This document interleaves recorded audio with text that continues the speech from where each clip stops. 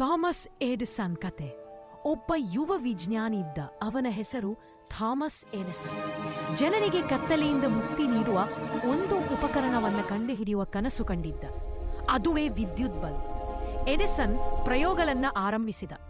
ಆದರೆ ಅವನು ಒಂದು ಬಲ್ಬ್ನ ತಂತು ಫಿಲಮೆಂಟ್ ಸರಿಯಾಗಿ ಕೆಲಸ ಮಾಡುವಂತೆ ಮಾಡಲು ಸಾವಿರಾರು ಬಾರಿ ಪ್ರಯತ್ನಿಸಿ ವಿಫಲನಾದ.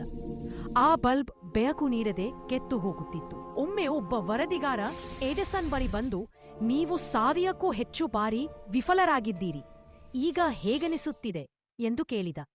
ಎಡಿಸನ್ ನಕ್ಕನು ಮತ್ತು ನಾನು ವಿಫಲನಾಗಿಲ್ಲ, ಬಲ್ಬ್ ಕೆಲಸ ಮಾಡದ 1000 ವಿಧಾನಗಳನ್ನ ನಾನು ಯಶಸ್ವಿಯಾಗಿ ಕಂಡುಹಿಡಿದ್ದೇನೆ ಎಂದು ಉತ್ತರಿಸಿದ. ಅವನು ತನ್ನ ಪ್ರಯತ್ನವನ್ನ ಮುಂದುವರೆಸುತ್ತಾ ಹೋದ ಮತ್ತು ಕೊನೆಗೆ ಜಗತ್ತಿಗೆ ಬೆಳಕು ನೀಡುವ ಶಾಶ್ವತವಾದ ವಿದ್ಯುತ್ ಬಲ್ಬ್ನ ಯಶಸ್ವಿಯಾಗಿ ಕಂಡುಹಿಡಿದು ಜಗತ್ತಿನ ಕತ್ತಲನ್ನ ದೂರ ಮಾಡಿದ.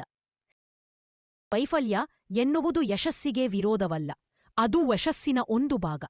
ಗುರಿ ತಲುಪುವವರೆಗೂ ನಿಮ್ಮ ಪ್ರಯತ್ನವನ್ನ ಎಂದಿಗೂ ನಿಲ್ಲಿಸಬೇಡಿ.